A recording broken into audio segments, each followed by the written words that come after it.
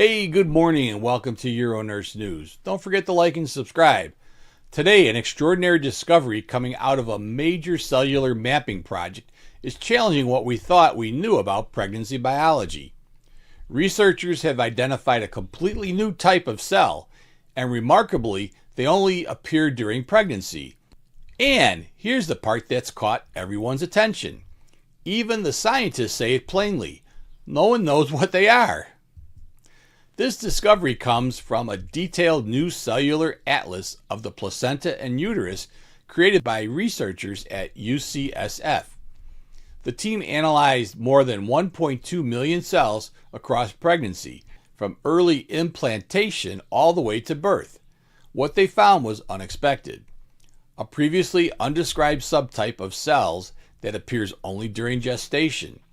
These cells are absent in the non-pregnant uterus. But once pregnancy begins, they rapidly appear and increase in numbers as the uterine lining transforms to support the developing embryo.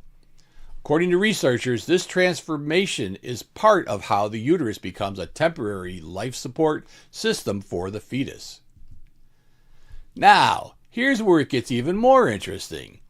The newly discovered cells appear to sit at the maternal-fetal interface, that kind of critical boundary where mother and fetus interact. Researchers believe they may help regulate how deeply fetal cells invade the uterus to establish blood flow. And that process has to be extremely precise. A little too invasion can restrict blood flow. Too much can lead to serious complications like placenta acripta or preeclampsia. These mystery cells may act like a kind of biological speed bump that helps regulate the balance. This may slow or fine-tune the invasion process to protect both mother and baby, but again, scientists emphasize all this is still early. Another surprising finding, these cells carry receptors that respond to cannabinoids. That includes both natural compounds made by the body and plant-derived compounds like THC and CBD. Researchers say this could explain why cannabis exposure during pregnancy has been associated with reduced placental blood flow, lower oxygen delivery to the fetus, higher risk of preterm birth, low birth weight, and increased NICU admissions. However, scientists are very careful to point out this does not mean these cells fully explain those risks. It simply opens a new biological pathway for investigation. This research is part of a larger effort to map pregnancy at the single cell level, capturing how tissues change from week 5 all the way to birth. And what's emerging is a more complex picture than ever before. Pregnancy is not just a passive process, it's a highly coordinated cell-by-cell biological orchestration. And now, for the first time, we found a cell type that doesn't even appear outside of pregnancy. Researchers are just beginning to understand what role it plays, and as they put it, it's just the beginning. I'm Vic Senese. This is UroNurse News. Hey, this Saturday on UroPatient, we're taking on one of the most confusing and often anxiety-provoking diagnoses in prostate cancer care.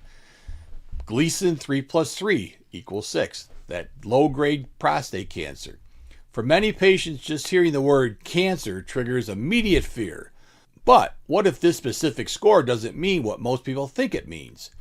Is it truly cancer? Or is it something more like low risk, often indolent condition that may never cause harm? You want to find out? You better join us this Saturday on UroPatient.com. Tomorrow on UroNurse, we step into one of the most controversial frontiers in modern medicine and technology. Should AI be allowed to resurrect the dead?